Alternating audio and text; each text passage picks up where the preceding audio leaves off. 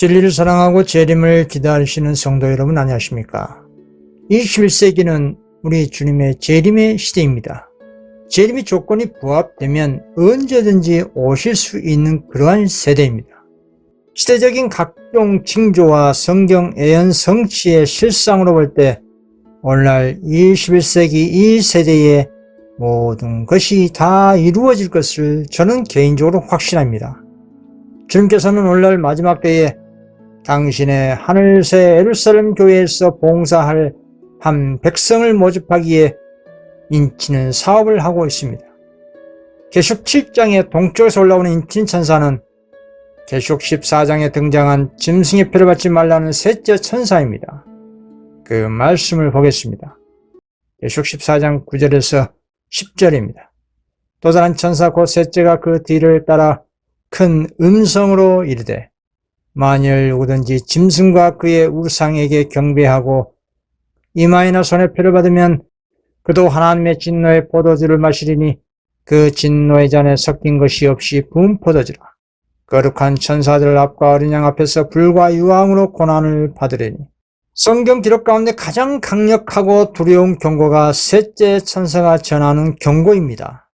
하나님께서는 당신의 천사들로 하여금 이렇게 강력하게 짐승의 표를 받지 말라고 경고를 하는 것일까요? 하나님의 계명인 제7을 삭제해버리고 인간의 계명인 일요일을 법조화시켜 신성화하면 과연 어떤 일이 일어날까요? 하나님의 계명 대신에 일요일 법령이라는 이 인간의 법령에 경배를 하게 되면 남녀노소 빈부귀천 지위와 신자 비신자 목회자 일반 신도할 것 없이 구원을 완전히 상실하게 되는 것입니다.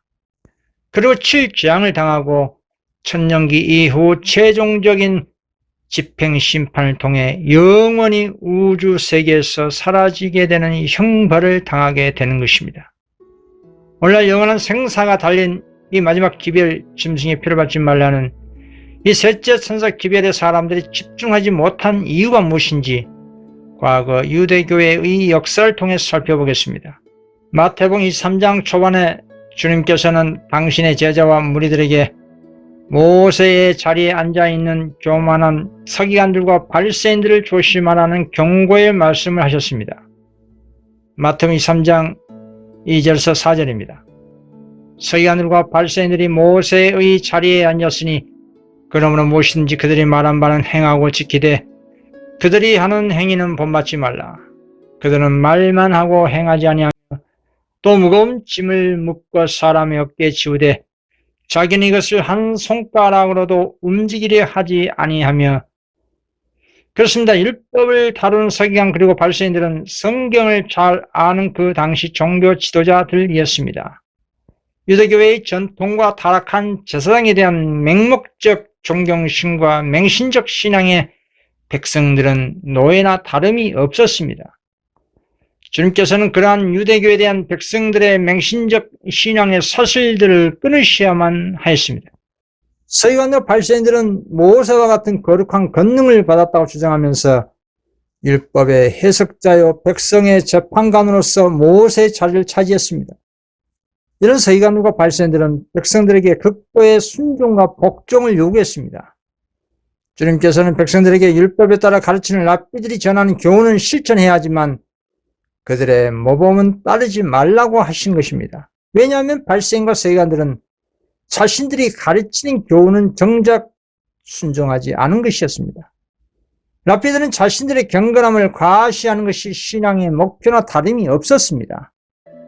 하나님께서는 당신의 계명에 관해 모세에게 너는 또 그것을 내 손목에 매어 기호를 삼으며 내 미간에 붙여 표를 삼으라고 말씀하셨습니다. 이 말씀에는 깊은 의미가 있었습니다. 하나님의 말씀을 명상하고 실천할 때에 모든 사람은 영적으로 고상하게 될 것입니다. 그 고상한 목적으로 향한 손과 발과 몸과 눈은 정결하고 진실할 것입니다. 이 같은 신앙인의 실천은 하나님의 말씀을 사랑하고 존경한다는 자신의 흠없는 품성을 증거할 것입니다. 그러나 이 같은 영적인 품성을 그 당시의 유대인 랍비들은 분간하지 못했습니다. 모세에게 주어진 명령은 성경의 교훈을 몸에 부착해야 한다는 지시로만 해석한 것입니다. 이 명령은 양피지 조각에 기록됐는데 머리와 손목에 눈에 잘 띄도록 묶여 있었습니다. 이런 행위는 하나님의 율법으로 하여금 자신들의 정신과 마음을 굳게 붙잡게 하지 못한 것입니다. 옷에 부착된 이런 양피지는 사람들의 주목을 끌기 위한 외식적인 행동이었습니다. 그래서 주님께서는 다음에 말씀으로 그들의 외식을 책망하신 것입니다. 마태복음 23장 5절에서 8절입니다. 그들의 모든 행위를 사람에게 보이고자 하나니 곧 그 경문 띠를 넓게 하며 옷수를 길게 하고 잔치의 입자리와 회당의 높은 자리와 시장에서 문안 받는 것과 사람에게 랍비라 칭함을 받는 것을 좋아하니라.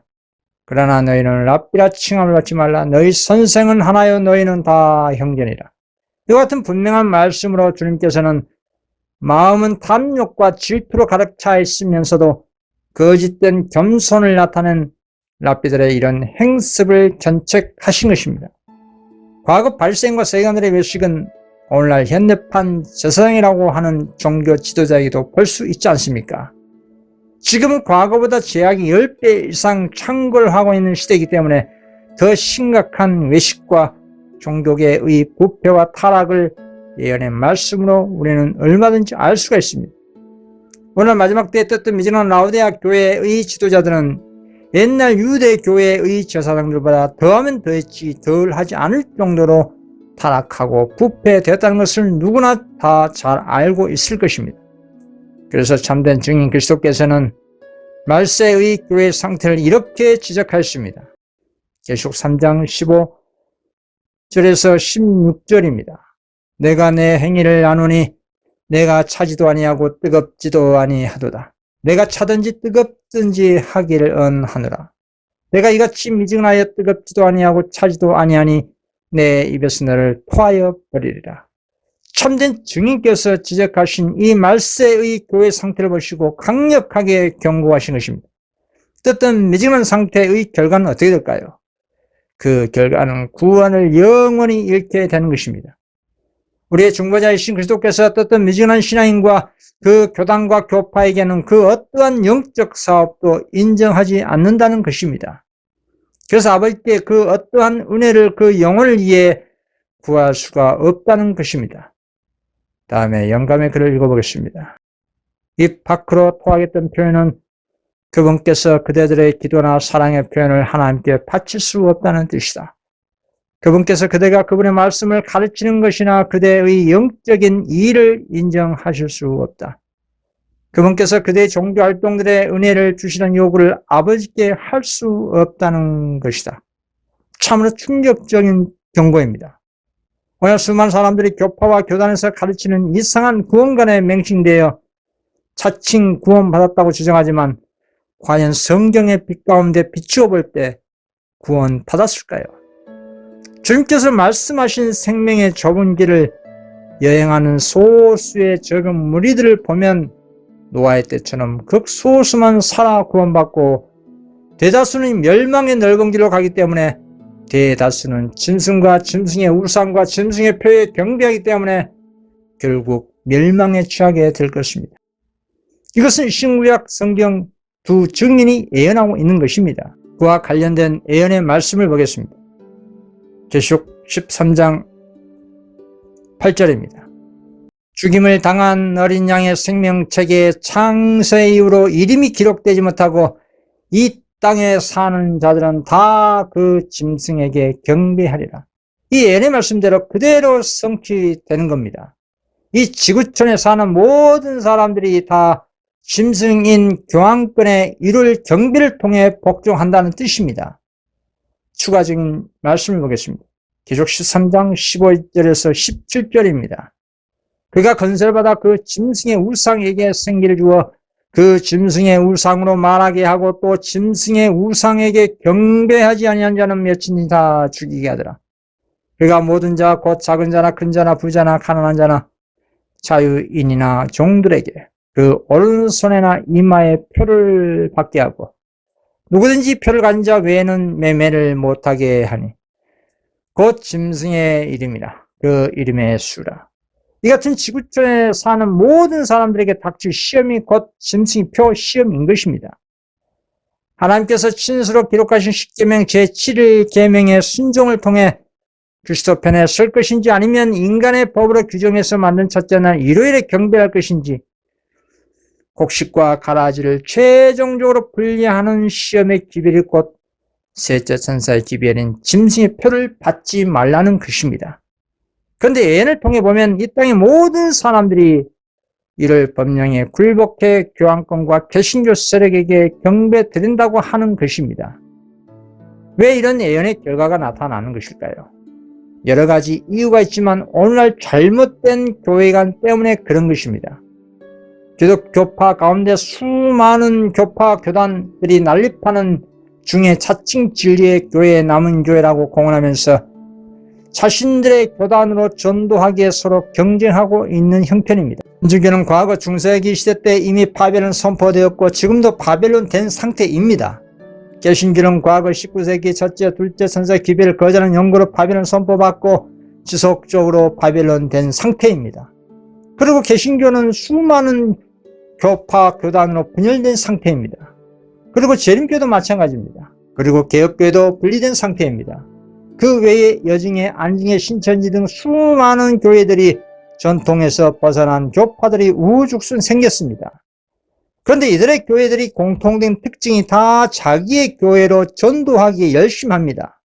물론 자신의 교회가 진리의 교회이기 때문에 자신들의 교단으로 들어와야 구원이 있다고 맹신하고 있으니 그렇게 행동할 수밖에 없을 것입니다. 이 같은 말세의 교회들의 선민사상은 고대 유대 교회부터 시작된 이후 지금까지 그리고 앞으로도 지속될 것입니다.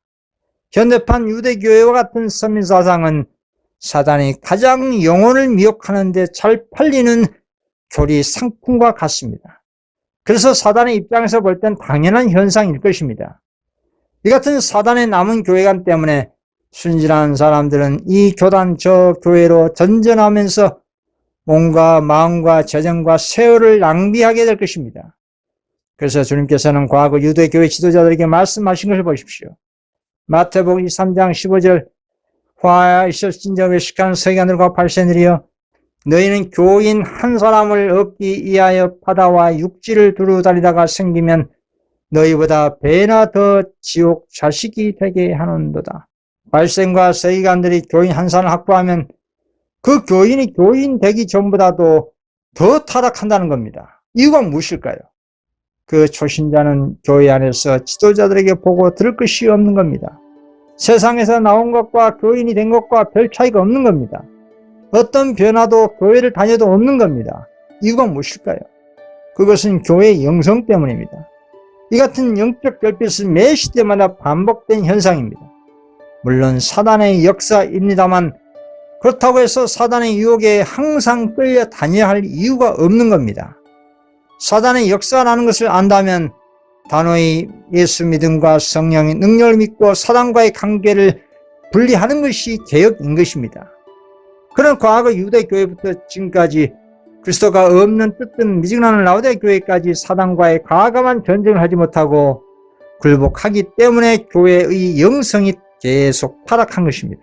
그 책임이 1차적으로 종교 지도자들에게 있는 겁니다. 그래서 주님께서는 유대교회 때부터 말세의 교회까지 거짓 그리스도를 조심하라, 사람의 미혹을 조심해라, 발세의 누룩을 조심하라고 지속적으로 경고하신 것입니다. 마태복음 23장 27절에서 28절입니다. 화에 실진저에 식한 서기관들과 바리새인들이여 회칠한 무덤 같으니 겉으로는 아름답게 보이나 그 안에는 죽은 사람의 뼈와 모든 더러운 것이 가득하도다. 이와 같이 너희도 겉으로는 사람에게 옳게 보이되 안으로는 외식과 불법이 가득하도다. 이 같은 경고는 오늘날도 종교 지도자들에게도 동일하게 적용되고 있는 겁니다. 제 주위에 있는 분들에게 이런 얘기를 듣습니다. 그분들은 조직교회에 들어가면 은혜도 받지 못하고 도리어 시험거리를 많이 받는다고 합니다. 그래서 그분들에게 이렇게 말씀드립니다. 그러면 집에서 성경 읽고 증언을 읽고 기도하고 말씀 연구하고 예배 드리라고 권면합니다. 어느 교단에 들어가야만 구원받고 하는 것이 아니기 때문에 그렇습니다. 구원은 개인적으로 받는 겁니다. 어느 교단에 소속되어 있다고 해서 구원받는 것하고는 아무 상관이 없습니다. 과거 바벨론 느보스 왕은 우상 숭배에서 하나님을 믿는 신앙으로 개종해서 구원을 받았습니다. 나아만 장군도 마찬가지입니다. 신약에서는 고넬료는 경건한 이방인인데 그와 함께 무리들이 성령을 받는 놀라운 역사가 있었습니다. 사도행전 10장 45절 46절입니다. 베드로와 함께 온 할례 받은 신자들이 이방인들에게도 성령 부어주심으로 말미암아 놀라니 이는 방언을 말하며 하나님을 높임을 들음이르라.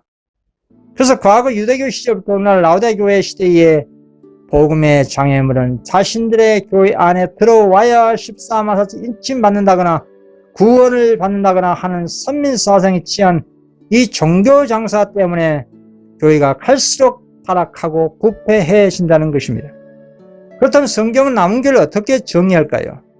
분명히 성경은 남은 교회를 가르치고 있습니다. 다음의 말씀을 보면 그 누구도 오해하지 않고 알 수가 있습니다. 계시록 12장 17절입니다. 용이 여자에게 분노하여 돌아가서 그 여자의 남은 자손 곧 하나님의 계명을 지키며 예수의 증거를 가진 자들로 더불어 싸우려고 바다 모래 위에 섰더라. 그리고 추가적인 말씀 계시록 14장 1절에서 5절을 찾아 읽어보시기 바랍니다. 용 즉 사단은 바닷가에 있는 모래와 같이 힐 수 없는 자신의 세력들을 총동원해서 여자의 남은 자손에게 분노하고 싸운다고 했습니다. 사단은 수많은 교단 교파들과 싸우는 것이 아니라 하나님의 계명과 예수의 증거를 가진 사람들과 싸운다는 것입니다. 한마디로 14만 4천 명을 대상으로 싸운다는 얘기입니다. 선악간의 대쟁투 이게 핵심입니다. 결론부터 말하면 이 말씀처럼 무슨 교단이나 교파가 남은 교회가 아니고 하나님의 계명을 순종하고 예수의 증거 즉 예언의 은사를 가지고 그 말씀에 순종한 사람들이 곧 최종적 남은 교회인 14만 4천 명인 것입니다. 이 같은 남은 자손은 매 시대마다 극소수로 존재했었습니다. 오늘 라오디게아 교회 시대의 여자의 남은 자손은 다니엘 8장 14절에 2300주의 끝인 1844년부터 주님 모신 그날까지 셋째 천사 기별을 믿고 하나님의 안식일 계명뿐만 아니라 모든 계명에 순종하며 예언의 은사를 가진 사람들이 여자의 남은 자손인 것입니다. 어느 특정 교파와 교단에 소속되어 안식일 계명을 알면서도 지키지 않거나 또 부분적으로 지킨들 무슨 남은 자손이 될 자격이 되겠습니까? 세상의 모든 기독교파들이 사단의 수중에 들어가 타락했지만 거기에 동화되지 않는 적은 무리가 있다는 겁니다. 그래서 여자의 남은 자손이라 그런 겁니다. 이 사람들은 여자와 더불어 더럽히지 않냐고 순결한 자라 어린 양이 어디로 인도하든지 따라가는 자며 사람 가운데에서 속량함을 받아 처음 익은 열매로 하나님과 어린 양에게 속한 자들이니 이 세상의 교회들 즉 여자들은 사단과 더불어 타락했지만 14만 4천 명 이 사람들은 어린 양이 어디로 인도하든지 따라가는 자라고 했습니다. 여러분 교단 교파 중심의 조직신앙의 틀 안에 매여 있으면 결코 어린 양이 어디로 인도하든지 따라갈 수가 없습니다. 과거 유대교 시대 때의 백성들은 스스로 연구해서 깨달아 알기보다는 성경을 잘 아는 서기관과 바리새인들의 가르침에 일방적으로 맹신하는 경우가 일반적이었습니다. 오늘날도 마찬가지입니다. 어느 교단이나 교파에서도 목사의 가르침에 일방적으로 맹신합니다. 그 가르침이 마땅히 율법과 증거의 말씀에 일치가 되면 당연히 하나님 말씀을 믿고 순종하는 것이 당연하겠지만 대부분 스스로 성경을 연구하지 않는다는 것이 심각한 문제인 겁니다. 그래서 베레아 사람처럼 말씀을 연구해야 합니다. 사도행전 17장 11절입니다. 베레아에 있는 사람들은 데살로니가에 있는 사람들보다 더 너그러워서 간절한 마음으로 말씀을 받아 이것이 그러한가 하여 날마다 성경을 상고함으로. 또 다음의 증언을 보겠습니다. 하나님께서는 하나의 교회를 가지고 계신다. 그것은 커다란 건물도 아니고 그것은 국가적인 설립기관도 아니며 또한 그것은 여러 각종 교파들도 아니다. 교회란 하나님을 사랑하며 그의 말씀과 계명을 지키는 사람들을 말하는 것이다. 두세 사람이 내 이름으로 모이는 곳에 나도 그들 중에 있느니라. 그리스도께서는 초라한 몇 사람들 중에라도 계신데 이것이 바로 하나님의 교회이다. 왜냐하면 영원토록 거하시는 높고 거룩하신 하나님의 임재만이 교회를 구성할 수 있기 때문이다. 이 증언처럼 하나님의 교회란 거대한 건물도 아니고 국가적 설립기관도 아니고 여러 각종 교파들도 아니라 하나님을 사랑하며 그의 말씀과 계명을 지킨 사람들을 말하는 것이라고 정의하고 있습니다. 그리고 주님께서 이렇게 말씀하셨습니다. 마태복음 18장 20절 두세 사람이 내 이름으로 모이는 곳에 나도 그들 중에 있느니라. 오늘날 수많은 교파 교단들이 난립하면서 자신들의 교회가 교단이 진리의 교회이고 하나님 계시는 교회라고 주장합니다. 말세 교회는 라우디아 교회는 뜨뜻미지근하여 토하여 내침을 당하고 그리고 그곳에 그리스도가 안 계신다고 분명히 성경에 게시되어 있습니다. 요한계시록 3장 20절입니다. 볼지어다 내가 문 밖에 서서 두드리노니. 교회 주인이신 그리스도께서 왜 교회 안에 안 계시고 교회 밖에 계신 것일까요? 교회가 지혜를 사랑하고 하늘의 기별을 거절하고 스스로 세상과 짝을 하면 결코 그곳에 그리스도가 함께 할 수가 없는 겁니다. 이 법칙은 과거 유대교에서도 분명하게 증거됐습니다.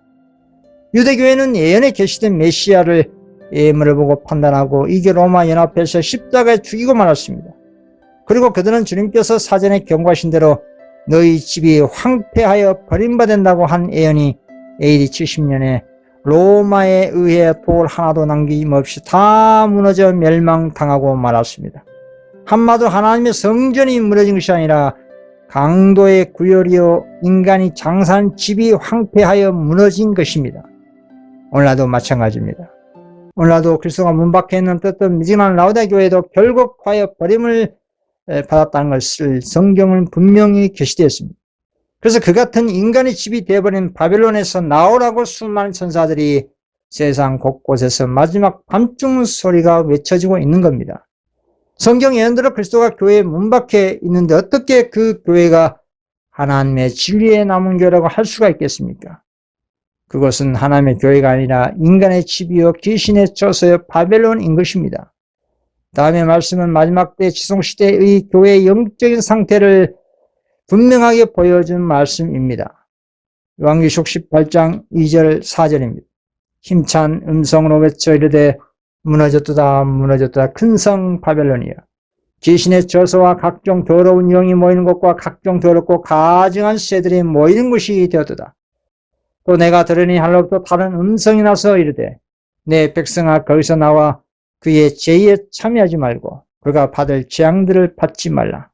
최종적인 남은 무리는 어느 종파에 소속된 것이 아닙니다. 그 적은 무리는 재림의 날을 준비하기 위하여 전체적인 진리를 가지고 있습니다. 우리가 생각한 것보다 너무나 극소수입니다. 주님의 말씀을 통해 마지막 때 살아남아 구원받을 적은 무리의 숫자는 우리가 얼마인지 분명히 알 수가 있습니다. 마태복음 18장 19절 20절입니다. 진실로 다시 너희에게 이르노니 너희 중에 두 사람이 땅에서 합심하여 무엇이든지 구하면 하늘에 계신 내 아버지께서 그들을 위하여 이루게 하시리라. 두세 사람이 내 이름 모인 곳에 나도 그들 중에 있느니라. 그렇습니다. 세계 각곳에 최소 두세 명이 예수님의 이름과 진리로 모인 곳이 있을 것입니다. 이 적은 무리들은 오직 재림의 날을 위해 준비하고 또한 준비된 상태가 된 자녀들이라고 할 것입니다. 또 다른 증언을 보겠습니다. 재림 신도라고 공언하는 여러 다른 종파들이 각각 부분적인 진리를 가지고 있긴 하지만 전체적인 진리는 하나님께서는 당신의 날을 위해 준비하고 있는 그의 자녀들에게 주셨다. 그는 또 다른 종파들이 알지도 못하고 이해하지도 못할 진리를 그들에게 주셨다. 라우디아 교회 시대는 한마디로 참된 증인께서 지적하신 것처럼 뜨뜻미지근합니다. 이러한 상태는 세상도 사랑하고 하나님도 사랑하는 두 주인을 섬기는 가인의 에베와 같은 신앙인 것입니다. 결국 하나님께 연락받지 못한 그런 상태이기 때문에 토하여 내침을 받게 된 것입니다. 하늘 가나안을 인도하신 주님은 오늘날 무슨 교단들의 명칭을 가지고 그들을 판단하거나 인도하신 것이 아닙니다. 주님께서 인도하신 참교회란 하나님을 사랑하고 그의 말씀과 계명을 지키며 전체적인 모든 진리 가지고 마지막 재림을 준비한 사람들을 말하는 것입니다. 이러한 사람들을 예언의 기비를 통해 하늘 가는 좁은 길로 인도하시는 것입니다. 이 좁은 길을 가는 무리는 극히 극소수라는 겁니다. 오직하면 주님께서 당신께서 오실 때 이렇게 말씀하셨을까요? 누가복음 18장 8절입니다. 인자가 올 때에 세상에서 믿음을 보겠느냐 하시니라. 현대 성경에서는 인자가 다시 돌아올 때 믿음을 가지고 있는 사람을 과연 몇 명이나 찾을 수 있을지 걱정이구나 라고 번역되어 있습니다. 그만큼 마지막 때 예수 믿음으로 하나님 계명을 지킨 사람은 너무나 극소수라는 겁니다. 이 적은 무리들이 짐승과 짐승의 우상과 짐승의 표를 이기고 끝까지 하나님께 충성하는 영적 레이지파라고 할 수 있는 14만 4천 명이라고 하는 것입니다. 지금의 시대는 엄숙한 조사, 심판하는 지성소 시대이고 성도가 회개할 것이 없는 회개의 열매가 나타나야 할 엄숙한 대속죄일입니다. 한가하게 구원과 아무 상관없는 교단 명칭에 매달리거나 그런 단체 안에서 뜨뜻미지근하게 자고 있을 때가 아니라는 것입니다. 그런 교단 명칭과 교단 안에 있는 것과는 아무 구원과 상관없다는 것을 알면서도 대다수가 교단 안에 있어야 구원받는다고 자기 체면된 상태에 있는 겁니다. 고대 유대교회 같은 맹신적 교회관을 완전히 버려야 구원의 희망이 있는 겁니다. 과거 유대교회는 자신들이 선민 백성이고 구원의 한 자리를 차지하게 될 것을 자랑스럽게 공언했지만 결과는 어떻게 됐습니까? 앞에서 언급했던 것처럼 그리스도를 거절하고 결국 그들의 운명은 돌 하나도 돌 위에 남기지 아니하고 다 무너져 완전히 멸망당하고 말았습니다. 우리는 역사를 통해 교훈을 얻어야 합니다. 사단은 현대지를 믿으라고 주장하는 자들의 경험 가운데 유대 민족의 역사가 반복대로 끊임없이 활동하고 있습니다. 사단은 하늘에서도 하늘 차서 3분의 1을 미혹해서 타락시켰습니다. 하물며 이 땅에 있는 교회들을 타락시키지 못하겠습니까? 고대 이스라엘부터 해서 예수님 당시의 유대교회에 이어 각 시대마다 지속적으로 교회를 하늘교회에 타락시킨 것보다 더 쉽게 이 땅의 교회를 타락시켰습니다. 계시록 12장 10절에서 12절입니다. 내가 또 들으니 하늘에 큰 음성이 있어 이르되 이제 우리 하나님의 구원과 능력과 나라와 또 그의 그리스도의 권세가 나타났으니 우리 형제들을 참소하던 자 곧 우리 하나님 앞에서 밤낮 참소하던 자가 쫓겨났고 또 우리 형제들이 어린 양의 피와 자기들이 증언하는 말씀으로써 그를 이겼으니 그들은 죽기까지 자기들의 생명을 아끼지 아니하였도다. 그러므로 하늘과 그 가운데에 거하는 자들을 즐거워하라. 그러나 땅과 바다는 화하였을진저 이는 마귀가 자기 때가 얼마 남지 않은 줄 알므로 크게 분내어 너희에게 내려갔음이나 하더라. 하늘에서 쫓겨난 사단과 그의 타락한 천사들은 지금도 기독교라는 종교를 수없이 분열시켜 놓았습니다. 지금도 계속 기독교는 분리가 일어나고 있습니다. 그래서 기독교라는 종교에서 수많은 교파와 교난들이 생기는 겁니다. 이 같은 사단의 분리의 역사는 반대로 하나님의 특별한 섭리 아래 예언의 성취가 되고 있는 중입니다. 즉 최종적인 여자의 남은 자손을 빼내는 일인 것입니다. 선악간의 대쟁투와 관련된 굴석의 대경륜을 모르는 사람들은 조직신앙에 매몰되었기 때문에 그리스도의 장성한 분량의 방향으로 성장하지 못하고 있는 겁니다. 구원은 교단이 주는 것도 아니요 단체로 받는 것도 아닙니다. 구원은 개인적으로 그리스도를 참된 믿음으로 말미암아 하나님께서 값없이 주신 선물입니다. 에베소 2장 8절입니다. 너희는 그 은혜에 의하여 믿음으로 말미암아 구원을 받았으니 이것은 너희에게서 난 것이 아니요 하나님의 선물이라. 그러나 멸망은 단체로 받는 사실을 알아야 한다 이 말입니다. 다음의 말씀은 오늘날 마지막 때 교회의 상태를 지적한 말씀입니다. 이 말씀이 어느 교회에 적용되는지 그리고 개인적으로 자신의 신앙과 자신이 소속된 조직의 영적 상태를 비교해보고 연구해 보시길 바랍니다. 계속 18장 2절에서 4절입니다. 힘찬 음성으로 외쳐 이르되 무너졌다 무너졌다 큰 성 바벨론이여 귀신의 처소와 각종 더러운 영이 모이는 곳과 각종 더럽고 가증한 새들이 모이는 곳이 되었도다. 그 맹의 진노의 포도주로 말미암아 만국이 무너졌으며 또 땅의 왕들이 그와 더불어 음행했으며 땅의 상인들도 그 사치의 세력으로 치부하였도다. 또 내가 들으니 하늘로부터 다른 음성이 나서 이르되 내 백성아 거기서 나와 그의 지혜에 참여하지 말고 그가 받을 재앙을 받지 말라. 이 경고의 말씀은 말세의 기독교와 세상의 형편을 여실히 보여주는 장면입니다. 그리고 세상과 동화된 교회에서 나오라고 한 최후의 밤중 소리 경고입니다. 이 말씀은 어느 특정 종교단체, 즉 천주교나 개신교에만 적용되는 그런 말씀이 아닙니다. 재림교회, 개혁교회, 여징의, 안징의, 신천지 모든 종교단체와 세상에 적용되는 하나님의 최후의 음성인 것입니다. 그래서 셋째 천사의 기별에 추가된 이 최후의 밤중 소리가 죄와 오류가 있는 타락한 단체와 세상에 나오라고 수많은 천사들이 곳곳에 외치고 있는 겁니다. 과거 유대교회의 선민 사상에 매몰되어 맹신된 교회관 때문에 돌이킬 수 없는 후회를 분명히 하게 될 것입니다. 과거 교황도 천주교가 유일한 하나님의 교회라고 인터뷰를 한 적이 있었습니다. 어느 단체나 자신들이 속해 있는 교단이 하나님의 교회라고 주장할 것입니다. 그러나 자신이 소속된 교단이 진리 교회라고 한들 자신의 믿음이 없고 계명에 불순종하고 죄된 생애를 산다면 무슨 구원이 있겠습니까? 조직 신앙의 가장 심각한 병폐가 집단으로 뜯든 미진한 질병으로 단체로 멸망당한 사실을 아셔야 됩니다. 이게 사단의 방법이라는 것을 깨달아야 한다 이 말입니다.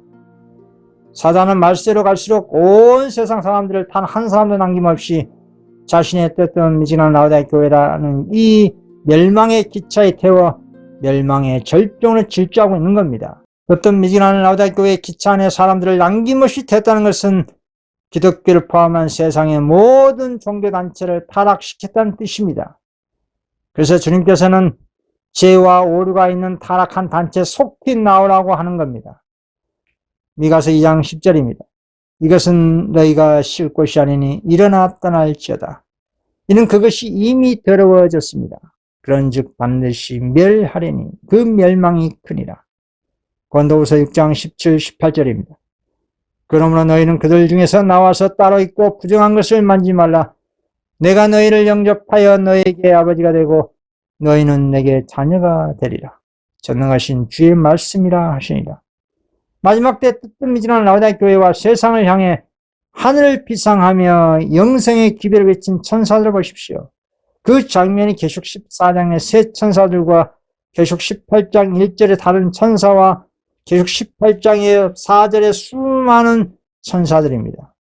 이 천사들은 이 땅에 누구를 상징 표상합니까?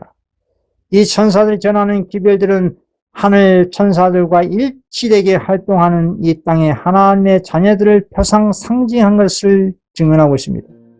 이 세 천사의 기별들은 하나님의 성령으로 말미암아 깨우침을 받고 진리로 성화된 사람들이 세상과 바벨론을 향해서 담대히 하나님의 능력으로 선포하고 있는 겁니다.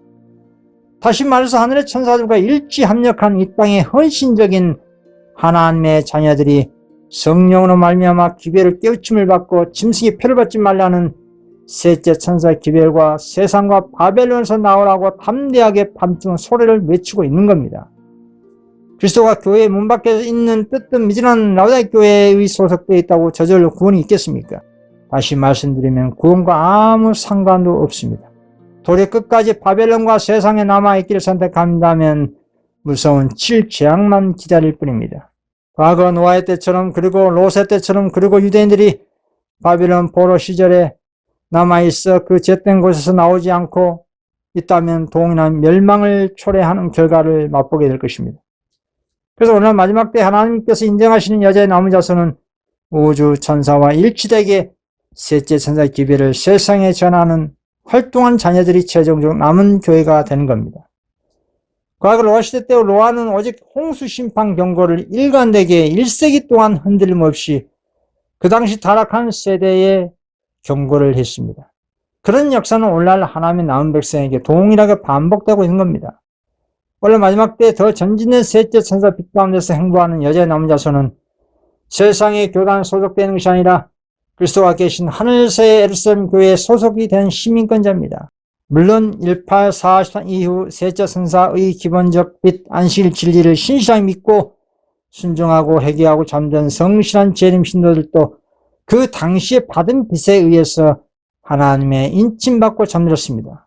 그리고 일곱 번째 재앙 초기에 특별 부활을 통해서 살아남아 있는 14만 4천과 안전체가 되어 큰 환란과 함께 중보자 없는 야곱의 환란 경험을 하게 될 것입니다. 그러나 제가 말씀드린 것은 마지막 때로 갈수록 모든 성경의 전체적인 진리들이 공개되었기 때문에 19세기 중반 이후 셋째 선사의 안식일 진리만 공개된 것이 아니라 마지막 최후 밤중 소리 진리까지 확대됐다는 겁니다. 마지막 때로 갈수록 셋째 선사의 경고의 음성은 확대되고 있는 중입니다. 무슨 말이냐면 19세기 중반 이후에 재림교에서 셋째 선사 기별이 시작됐고 이후 그 기별의 음성이 1914년 세계 1차 전쟁 때 재림교에서 분리된 개혁교로 사업이 진행됐습니다. 그리고 개혁교도 타락해서 1951년에 두 무리로 분열되고 말았습니다. 그리고 1951년 이후 셋째 선사 기별과 이 기별에 추가된 계속 18장 4절의 밤중 소리는 바벨론 가운데 있는 성실한 성도들에게 이탁됨을 성경과 증언은 예언하고 있다 이 말입니다. 그래서 마지막 최후의 음성이 수많은 천사들로 표상된 바벨론과 세상에 있는 이방인들 중에 받은 빛의 신실한 성도들이 빛을 받아들이게 되면 그들이 권능의 늦은 비의 최종적 주역이 되는 겁니다. 그래서 셋째 선사 기별의 초기에는 재림교회, 그리고 이어서 개혁교회, 그리고 오늘날 바벨론 가운데 있는 성실한 성도들이 마지막 바톤을 이어받아 복음 사업을 완료한다는 것이 구속의 계획인 것입니다. 그래서 오늘날 바벨론 가운데 있는 성실한 또 열심한 복음의 일꾼들은 이 마지막 사명을 수행할 막중한 사명이 있기 때문에 바벨론에서 나오라고 천사들이 외치고 있는 겁니다.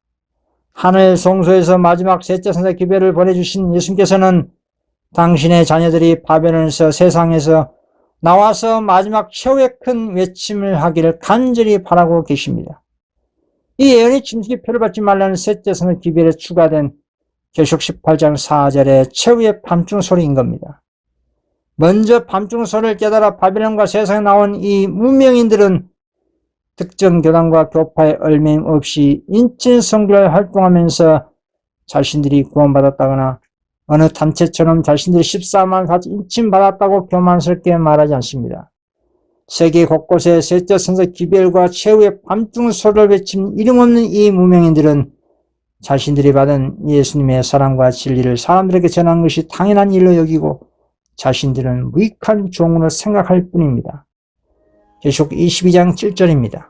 보라 내가 속히 오리니 이 책에 예언의 말씀을 지킨 자가 복이 있으리라 하더라.